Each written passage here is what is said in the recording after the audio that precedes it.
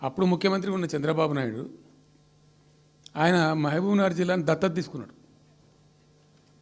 ఆయన దత్తతలో ఉండే నేను అడాప్ట్ చేసుకుంటున్నా ఈ కరువు జిల్లా, దీన్ని అది చేస్తా ఇది చేస్తా పొడి చేస్తా అని మాటలు చెప్పి ఇష్టం వచ్చినన్ని పునాదురాలు వేసిండు. కల్వకుర్తి, మన్ను, మశాన్ రకరకాల పునాదురాలు వేసుకుంటూ పోయిండు.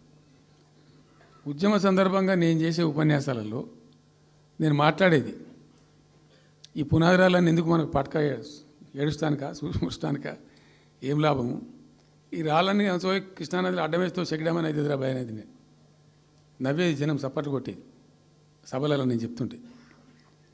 ఒక్క డ్రాప్ వాటర్ కూడా పొలాలు పారడానికి రాలే.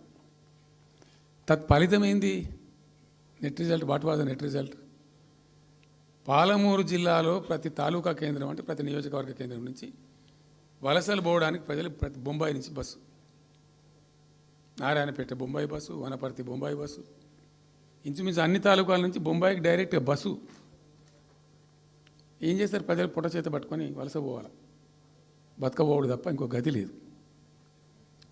జిల్లాకు జిల్లా మొత్తానికి మొత్తం 100% కృష్ణా బేసిన్లో ఉంటుంది. భయంకరమైన కరువు.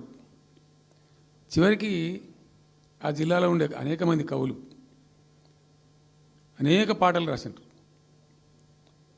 ఆ గోరెటి వెంకన్న గారు అయితే పల్లె పల్లెలో పల్లెర్లు మొలిసే పాలమూరులోన అని చెప్పి పాట రాసి పాడిండు. ఆ పాట బాగా పాపులర్ సాంగ్ కూడా, తెలంగాణ ఉద్యమం పొడుగుతో కూడా భయంకరంగా మోగినటువంటి సాంగ్.